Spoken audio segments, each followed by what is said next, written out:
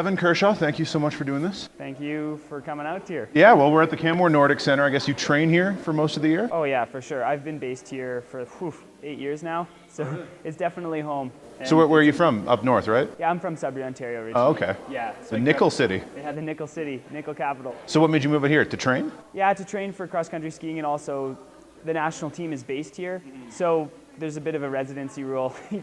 Even if I wanted to train in Sudbury over the summer to be a member of the national team, they want everyone together so we can push each other and train with each other as we try and get better. Well, I heard there was a little bit of a scandal, speaking of that, with Alex Harvey like a year or two ago. He didn't want to move out here or something like that?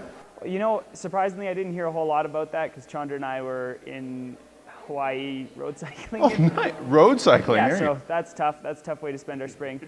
No, so actually I missed all that. But yeah, I guess I heard coming back, people were saying that it was a pretty big deal, but he's in Quebec still, and so that's... And still working and made the team. For sure. Oh, and more than made the team. He's a leader for our team. As far I as thought you were the leader. I heard you're the headline person this year. Well, I don't know about that.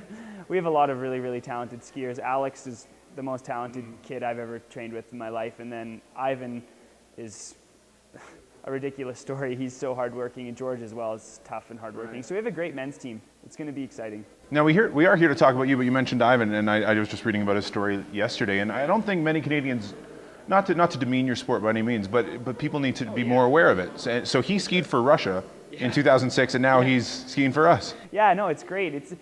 He had came over I had met him in 2004, and he was skiing some of the NorAm circuit races that were going on around Canada and the United States, and trying to make a go of it and trying to be a Canadian citizen. And you know, it was a bit difficult for him at times because some people were making promises for citizenship that maybe, you know, it's hard because in Canada there's very stringent regulations to become a citizen, and he didn't really understand why it was taking so long and this and that. And you know, the opportunity came up for him.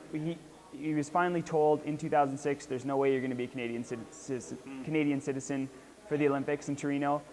So he took a gamble. He flew over to Russia, raced the next day, and then made their Olympic team. So, and now we get to benefit from that experience. Exactly, that's fantastic. Sure. So what are your? I know there's the classic and there's the skate as well, which are two completely different types of cross country skiing. What are you into this year? Well, my favorite would be classical style. My coaches would smack me for saying that because I enjoy skating as well too, but I'm more confident in the classic style.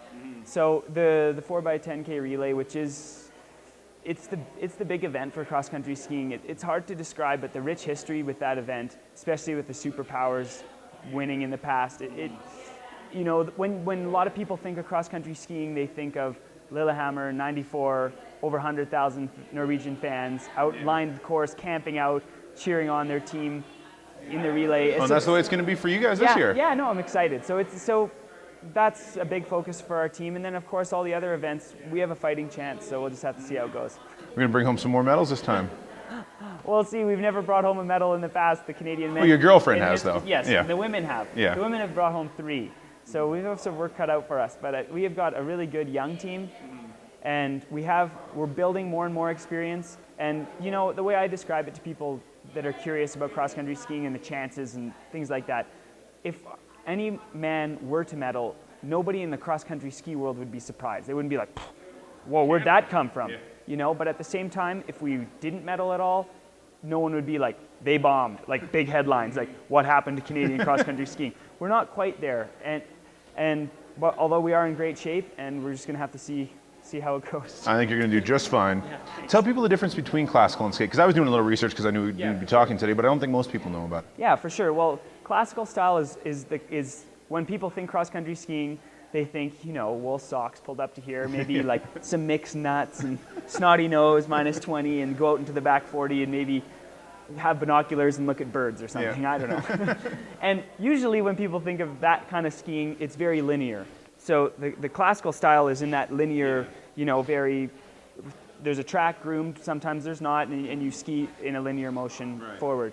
And skating, which came about in the late 70s, early 80s, which is funny it took that long, because if you think about skating on ice, or speed skating, hockey, it's very, you know. That V yeah, kind of. it's V, exactly. So you push off to the side and extend your legs out. And it's a faster technique because you can really put a lot of energy into it, and you're using your legs a lot more on every single stride. Whereas classic, some of it's just double pulling, so your legs aren't moving all that much on the flatter terrain. But in skating, your legs are always moving, so it's a very demanding style. Yeah, it seems like more of a workout than the yeah, classic. it can Maybe be, that's for why sure. you prefer the classic. It's a little easier. I don't know. No, classic.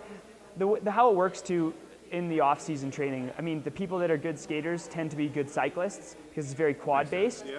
And the people that are good classic skiers tend to have more of a running background, again, because it's a linear motion.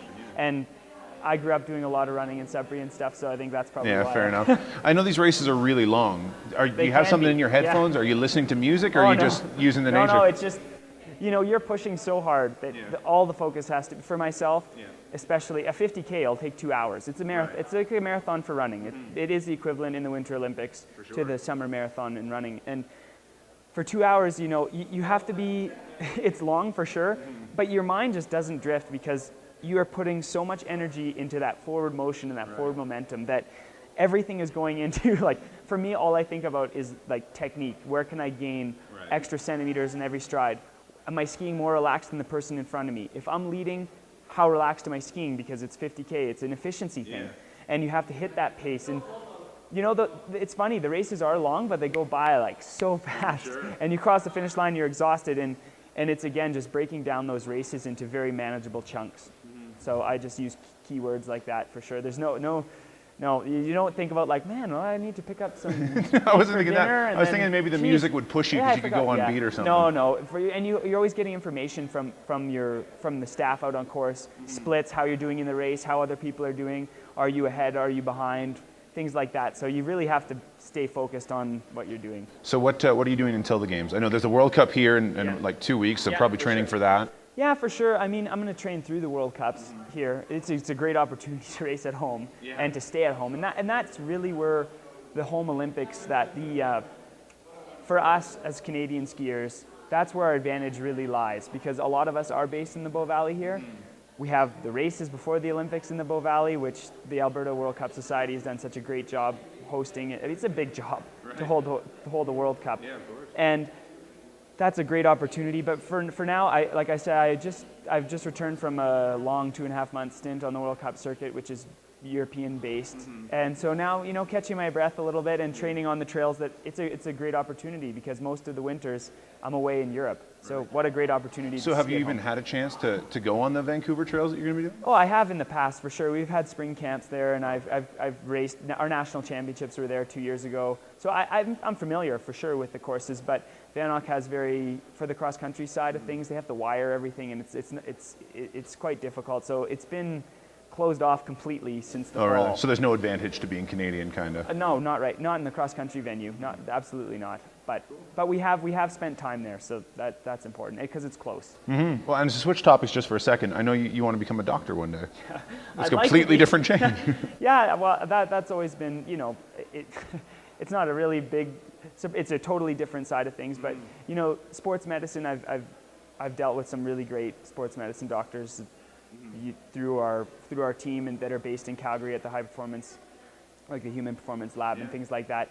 So that's something that I think I'd like to take what I know from athletics and then obviously learn a ton of stuff about the human body and then see if I can help the next generation of skiers, runners, whatever. So that's what I'd like to do. But well, good luck with that. Yeah, good luck. Yeah, I'm sure it will be.